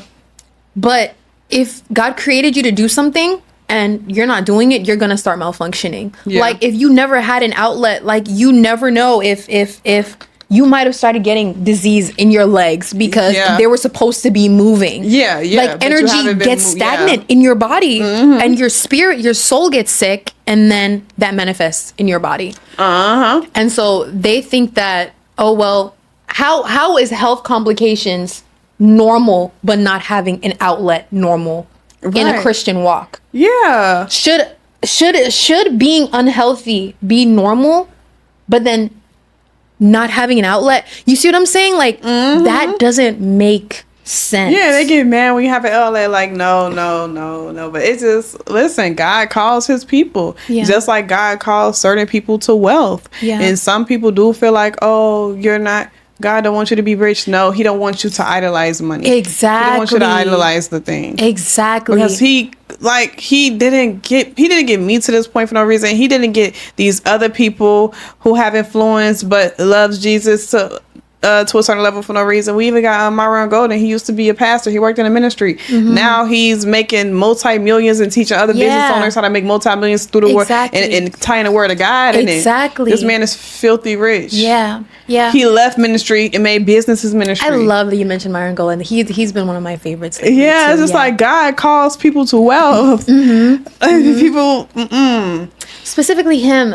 One thing that I've been implementing lately is the be do have mindset that like he talked about. And man, that is really working. Like you kind of with the world, you get anxious because the way the world works is not the way that God intended for it to work. And like the way we were raised, like as humans, was not like the way that he intended it for it to be. So growing into being a woman is like unlearning a whole bunch of lies that you've been taught your whole life. Like you think that you have to do and work hard so that you can, but it's like you literally just have to step into the life. And it's like, I know this probably sounds like crazy because like it sounded crazy when people were saying it to me because I'm like, how am I just gonna just step into it? Like, how am I just gonna? What do you mean? I'm standing up this whole time. Exactly. like I'm trying so hard, but like God means for us to have peace. Not that we don't have to work hard, but if we work smart, we'll be working with purpose and in tandem with his promise for us and what he wants for our life, and things will just go way smoother. You'll get favor in those areas. But yeah, like doing and then having has been like really, really helpful for me lately. No, that's a really, really good formula. I hear him saying that all the time, and it's always the best when it's in the simplest form because do, have, like just do the thing. Yeah, just do the thing. You said you're being obedient with your music. What God has for you, nobody can take away. We know that. Exactly. What God has for you, nobody can take away. Nothing that these people are saying, nothing these people are commenting. God is not listening to that. He's telling you what to do. Exactly. He like, listen. Anyways, what did I tell you to do? Exactly. Anyway, all the time. That is exactly what he's doing. Anyway, and it's always that same command until I finally get it. It's always the same command, bruh. It's been almost a year. Focus on your music. I'm stubborn. God, I don't know. I don't know, God. I don't know about that. When you have to wait till when he keep putting it in your heart, and then he'll start lining stuff up. Oh yeah.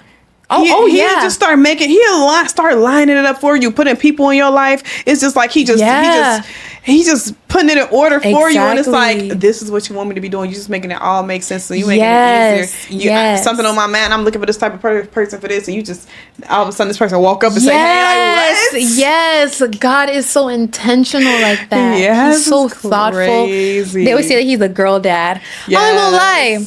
He's a girl dad, but I'm just a girl sometimes. Yes, because bruh, it be sometimes he does some things. I'm like, God, you don't even love me right now. I be like, God, I don't need another test. Exactly. I be like, I don't need another test. Please, I'm tired of lessons. I don't need another lesson. Yes, like I don't want another lesson. I don't want to go through pain. You know? Right? Like, I'm like, God, is it gonna be this way forever? I done been there. Listen, but it's just a blessing for people to understand. I have friends and people in your proximity to understand. Me and my friend was crying the other day. Oh, that's so beautiful. We was crying because we worked so hard. And we just like, God, why? We're like, we worked so hard, God, why? Like, but then we just like, it's really a lesson in everything. When God doesn't give you something, it's for a reason. It's because we realized we wasn't ready for what we was asking for. Yeah. And what we were crying about just showed us that we got to get ready. Yeah. We want this thing, and we thought that he was just going to give it to us just because we wanted it. Yeah. But he like, nah, let me show you what's about to go wrong so you can get ready. So now we know exactly. Now we know exactly what to do, and we're like, it hurt, but we grateful, and we about to do everything that this situation opened our minds up to. Exactly. The situations always open up your mind, and it's like you kind of are grateful that he gives it to you before it happens, and that he didn't teach you a lesson while while you're in motion. I'm like, a lot of things like in my life that are happening, I'm like, well, God, like, why are you doing all of this before like you give me lots of money? You know what I'm saying? Like, I've been doing this for like, why are you giving me my kingdom spouse before I get on my, like, why are you telling me to do before I get my money, God? Yeah, because everybody want to get wealthy first.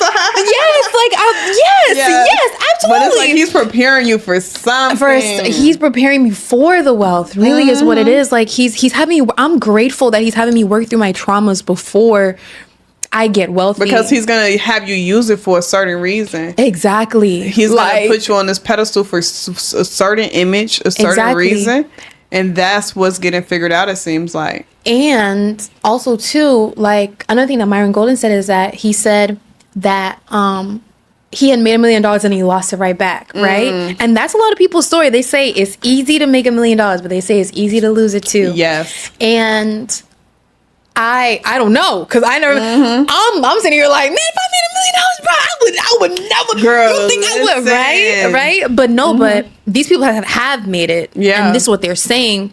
So God is pruning those things out of me that would have made me lose it before I get it. So that when I get it, I can keep mistakes. Because listen, when I was doing hair, I was making $20,000-$30,000 a month. This is before I was doing anything online, but. Baby, I was spending it just as fast as I was making it. When you make money fast, you spend it just as fast. Yeah. Then you gonna look up at the end of the month. You made $20,000 and you spent 12. Yeah. Spent 15. It's like, where did the money go? Yeah. You look around, you don't see it nowhere. You ain't see what you bought. What did I do? What did I buy? Yeah. But it's like the small things every single day. When money is coming in fast, it will leave just as fast as it's coming. Yeah. And you will still be feeling like you're secure because it's still coming in. Yeah. But when you look at the numbers, it's like, this didn't make no sense. Right. Like you was good every day. You was eating, bills was paid, but you ain't keep nothing. Yeah. You just went through the month spending it. Right. And it can get like that. So it's like that's definitely lessons that you will want to learn before. Yeah. Stewardship that you will want to learn before. Absolutely. Because girl, I've been through that, and it's just like nobody want to go through that. I had fun because I was spending it every day. I mean, I was broke. I was going. I got money to spend, but then I do the numbers. I'm like, oh, I spent everything I made. Yeah. Right. Well, next one. Yeah. But let me see if I got any questions that I missed. Did you have a question for me? Did you? Well, I asked you good questions. Let me see. Let me think. I told God to give me some questions to ask you. I really want to know, like, from you working like every day, like with doing hair, how did you get to working with your hands to making passive and residual income? Like what was the mindset shift that happened for you? Not just like what you did, but like the mindset shift that happened first, because it always starts in the mind. So what was the mindset shift that happened before you took the actions to? Okay, so I love that question. The mindset shift was that I didn't want to have a ceiling. It felt like doing hair, it was making me good money, but I had a ceiling. And I've always wanted to be like a multi-millionaire, own a lot of businesses, just be a businesswoman, right? Just a boss businesswoman, owning property, just ownership. Yeah. So I'm like, how am I going to do this taking clients all day, standing over people's head? And then I'm in Chicago. The people around me are not living the lives that I want to live. They're probably doing good, but I just see myself so beyond my surroundings. And I'm like, God didn't give me this vision for no reason. Yeah. So then I opened up a salon, but I'm like, this is still feel like a job. It still feels stagnant. I got to make sure that it's actually people working in the suites for me to get paid the rent.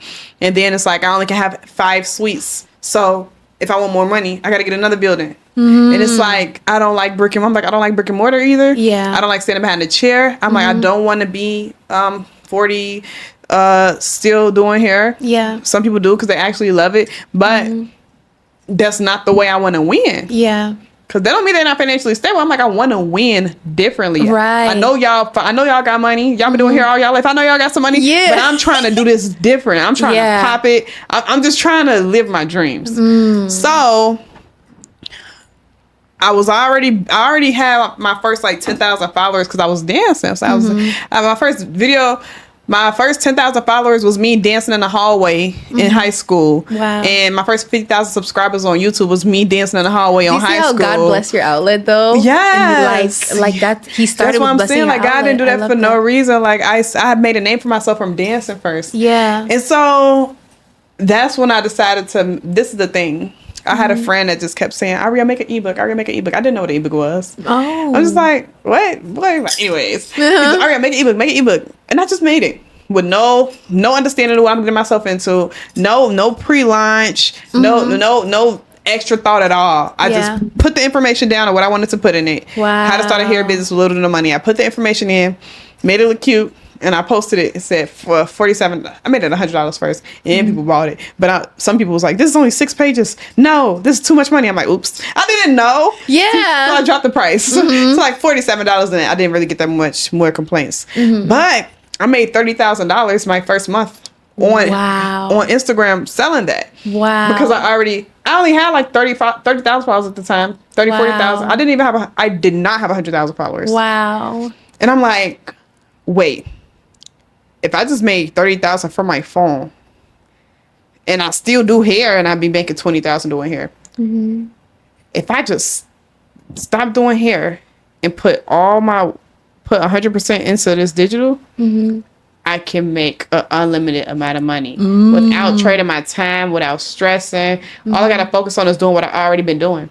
Posting videos, marketing myself. Like, I already been doing it. I just wasn't attaching a product to it. Yeah. So I'm like, all right, I have to go all in. It's crazy because I'm letting go of my dependable income. Yeah. I'm letting go of what I'm used to. I'm letting go of my bread and butter. Yeah. That's what got me my first apartment, my first car. That's what had me be able to live comfortably at a young age, taking care of myself. So that was me giving God my yes. Yeah. A leap of faith, really. Yeah, some people don't want to let go of what they used to. Yeah. They don't want to let go. But I let it go. And I took a bet on myself to go all in on digital products, and now I've made over $1 million since. Wow. All with $20-$30 digital products. Wow. And it's just like, thank God I took that risk. Congratulations. Thank you so much. So proud of you. Thank you. It's like, thank God I took that risk. And I knew God didn't give me that vision for no reason. Yeah. He wasn't tugging at me for no reason. I could have been trying to just take over Chicago. I could have just been trying to be the best in Chicago, just trying to be all cocky in Chicago. Right. The popular hairstylist. Fish in a small pond. Yeah, but I'm like, no, I want more, and I was willing to take that challenge. I left my hometown and came to Miami when nobody knew me, and now people know me everywhere I go. It's a blessing to be able to grow outside of your city. Yeah, and actually, start seeing what you always start seeing in real life, what you always see in your mind. Okay. I like that because, I did used to, I still have a business. So big CEO things, Period. Boss vibes. Girl bosses. But I still do have a business, but I used to sell dresses, but and I was making really good money because I posted the dress and it went viral, you know what I'm saying? They sold on my website and they had it consistently sold out. Yeah. But I was packaging all of the things, you know what I'm saying? And I was tired, but I did take that money and I invested it into crypto, right? Period. But then because I was tired, I didn't want to do the business anymore. I stopped doing the business. I'm like, okay, I'm gonna just make my videos. I don't want to do the dresses anymore. I stopped selling the dresses. And so then last year, at the end of the year, I went on a leap of faith to BeautyCon to, what's the word? BeautyCon to LA, right? And I went with a carry-on bag. And I had to check it coming back because they gave me so much stuff. I was like, is that how an influencer gets treated out here? Because I realized that influencers were getting paid thousands and thousands of dollars, and I'd never gotten paid that before just off of influencing. Yeah, because these people are with agencies. These brand deals, these agencies are giving them brand deals. Exactly. And so I was trying to figure out how am I gonna get into that bag? Because I have so many followers. Why am I not getting exactly? Y'all getting paid? That's what I'm saying. I've been making my money. I've been making my money from selling my products, but I'm noticing people with smaller platforms than me are making a lot of money on brand deals. They're making. I'm like, oh baby, what agency y'all with? Exactly, because I'm like, hold up. Right, you can make an extra $40,000 a month for brand deals. So I'm like, wait, I started going down that path to try and figure out. So this also comes into why is God telling me to focus on my music when I'm trying to get these brand deals? You know what I'm saying? But so I went to go out there and I visited a friend. I knew that she was only my mutual. I knew that she lived in LA because she had told me. And so I was like, okay, let's meet. Come to BeautyCon with me. She came to BeautyCon with me, and then she was like, let's do charcuterie boards at my crib afterwards. So we went to her crib afterwards, and her apartment was beautiful. I decided then I'm gonna live in LA. Like I already knew for years since I was little, like I want to live in LA, right? But when I was like, oh yeah, I want to live in LA. Like this is how I'm gonna make my millions as an influencer. You know what I'm saying? This is how I'm gonna do it. And so at that point, like the only money that I had, because remember, I'm not making money off of influencing. But I had in crypto, I had $35,000 because I invested, and so like I think I invested $20,000 into crypto, and then it had been 35. Good profit. So 35 by then. So I was like, this is definitely enough for me to last like 6 months, bro. 6 months in LA. I can last off of this, even though I'm not making nothing, bro. And I can do it. I know I can. I know I can make money off of influencing. Child, I still ain't made $1,200 more than I have not made more than $1,200 off of influencing.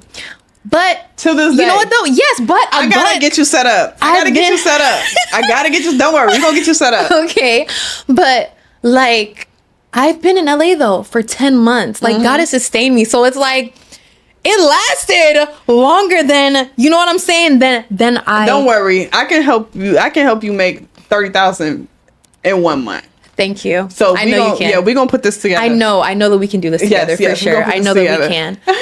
But see, I know that it's possible. Yes. And so like I literally, she had told me that somebody was gonna move into their apartment, and like I was like, okay, cool, like that's cool. You know, I wasn't thinking I'm about to move into their apartment. A month later, she was like, she's not gonna move here anymore. Do you want to come and move? And so that's how I made Leaf It. I was like, you know what? I have it. I'm gonna just do it. Yeah.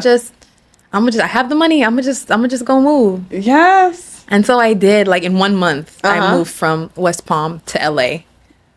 A jump. Yeah. A jump. But you're inspiring me though, because you moved to Miami, like from Chicago. Like I didn't want to be in West Palm. Like, okay, like they always say Palm Beach is like full of money and all of that, but it's like for a different career. Yeah, you know what I'm saying? Like, and I just wanted to be somewhere where everybody like was thriving in that area. You know what I mean? I wanted to be a big fish in a big pond. Right, but that's the type of place where go run it up and come back. That's how I be feeling. Absolutely. I feel that way too, because low-key I do want to live in Miami. I don't want to. Yeah, like I'm gonna come back when I'm where I want to be. Exactly. I feel like I don't really like saying my plans too much. You don't say too much because you know blood of Jesus. Yeah, blood of Jesus. Because I don't know, just people just are weird sometimes. Yeah, but like, and I don't like to let nobody know my next move. Exactly. I'm like, nobody know my next move. Yeah, but yeah, I definitely want houses like in multiple places. Yes, you know what I'm saying. Yes. Oh my God, because I do be missing my family. I'm not gonna lie. Yes, like having somewhere in these different places really like that makes sense to me. But it's a blessing to actually like want to do that and finally be able to. Yes, it's like, God, thank you. No, listen, God is so good. You don't even understand. Like you're like sent from heaven, because I prayed to God, like, God, I know I want to be a millionaire. I know I have the capability.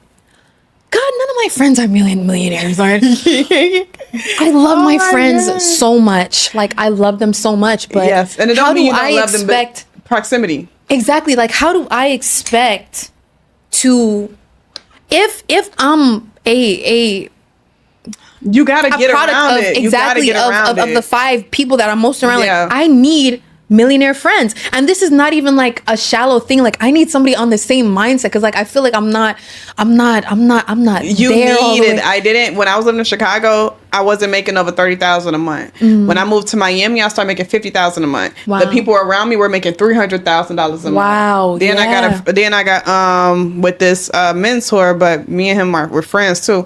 He's making $500,000 a month. Exactly. Now my homegirl, she making $600,000 a month. Her man making $1 million a month. Exactly. What is my $50,000 a month to that? Exactly. So then I started making $100,000 a month. Exactly. Then I made $300,000. Exactly. Like then it's like, oh, they're making $1 million a month. Yes. Like I I felt like, yeah, like I felt like I was doing the most out of my friends. I just feel like I needed friends that were doing more than me. You do, because it pulls you up. Yeah. Because when it's the right person, they're gonna put you on everything. That's what exactly. I'm gonna show you. I'm gonna show you. Like, I got you. Because that's how we are. We just like, oh no, do this, do that, use this, use that. Exactly. It's just a natural thing. And being around friends that are where you want to be, they show you like how easy it is, like how like laid back you are. You know what I'm saying? Like, because I just made my first millionaire friend the other day, and it's like, I'm just like, wow, like I'm looking at the way that he's living. I'm seeing that he has houses in. I'm like, okay, so like, what do you do like when you're not in Dubai with your house in Dubai? Oh, it's just there.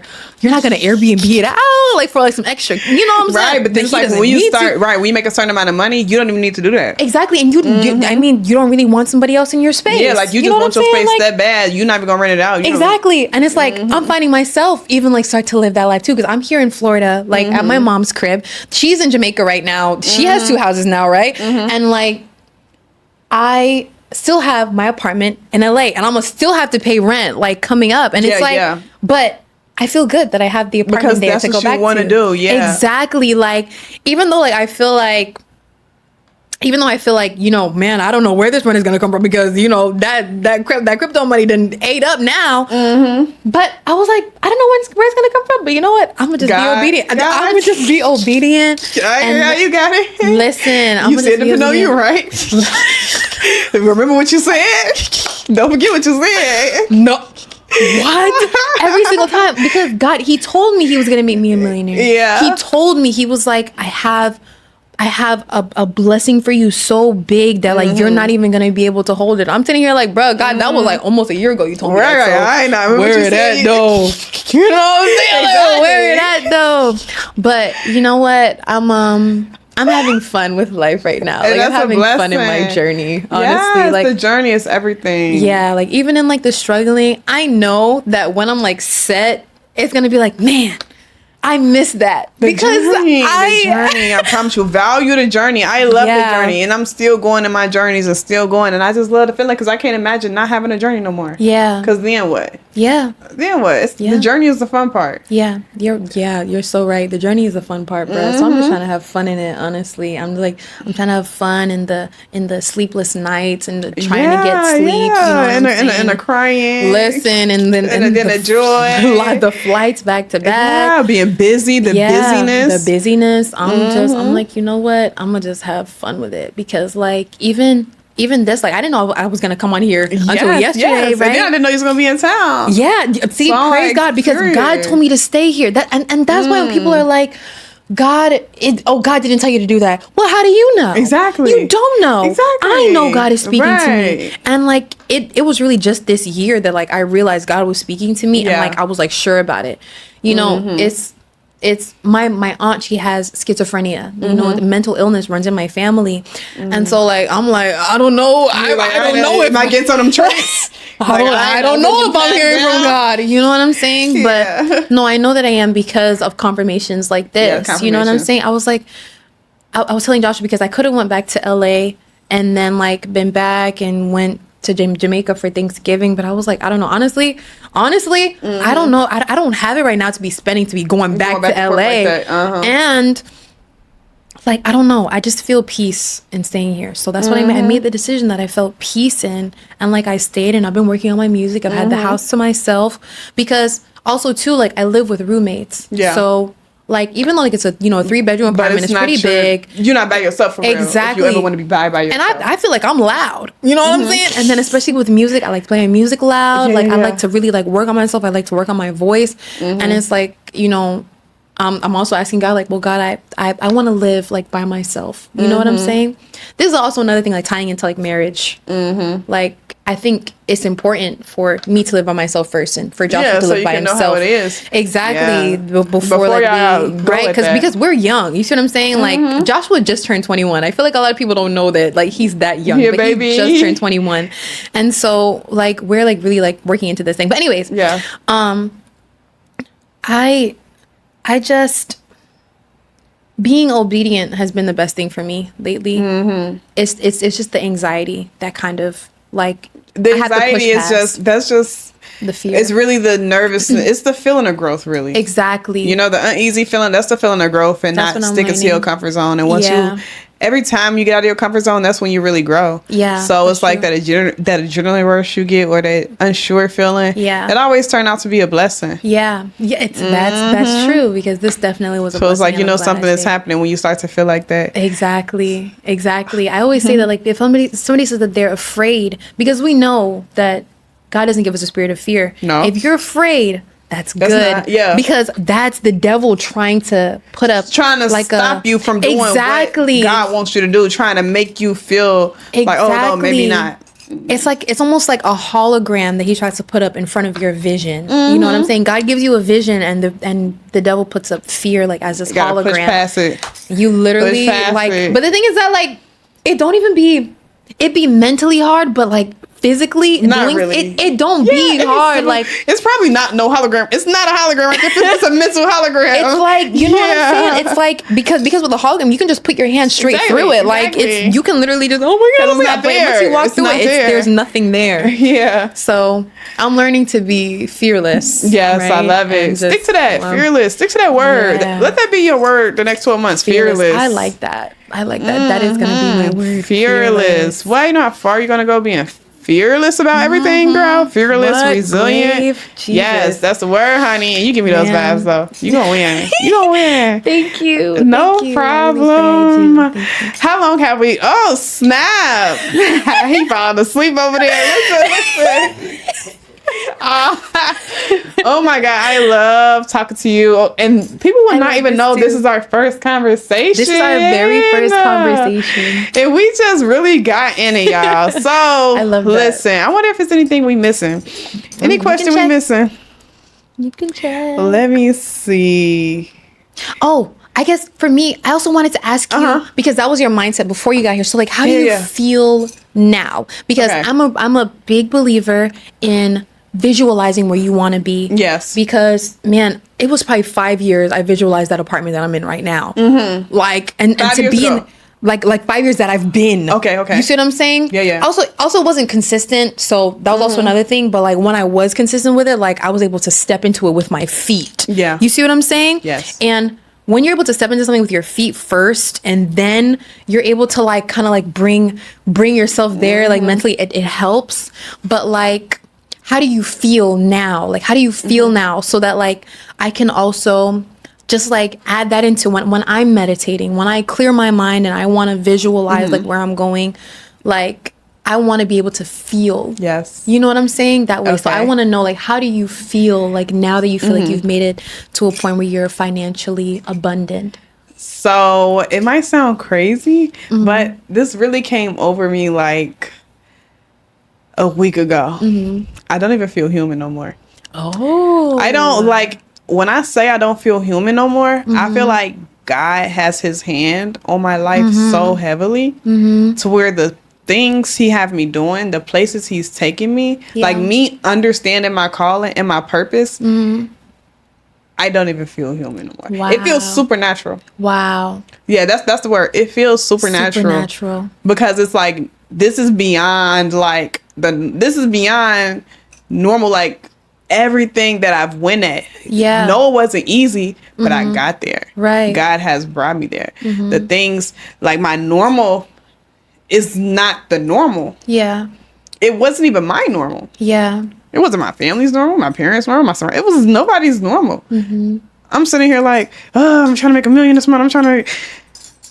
It's people. I got family still. Yeah. That, you know, like Yes. I've done things for my family, but I still have a lot of siblings and a lot of nieces and nephews Absolutely. who are not in a certain position yet. That I Right. still want to help, and I'm still gonna help. Right. But it's just like me being in the position that I am now. It's not that I don't be grateful sometimes. It's that I'm still climbing. Right. Like I'm still climbing to a certain Yes. point, and it's like if I've already made over $2 million. I've made over $2 million, and it's like it's mind-boggling because it's like I got the formula now. Right. Like I know what to do now. So I cannot imagine how many times I'm gonna do it over and over and over again if I'm only 22.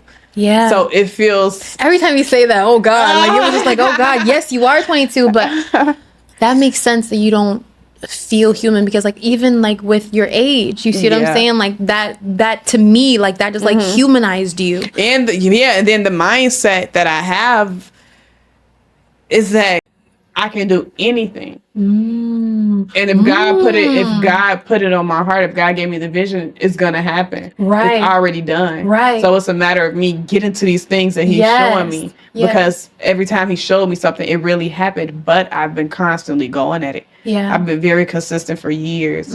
But it's like, wow, so if I know I'm trying to do this now, I know I'm gonna get there. Like I know I'm gonna get there. I know I'm gonna get there. And then you just once you know your calling and your purpose, you start being obedient for real.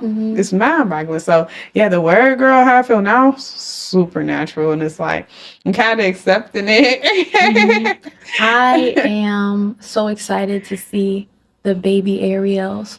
Like I mean, you know how like Nicki Minaj like calls like her like her sons, like, and that's man, like that's something I've been working heavily on because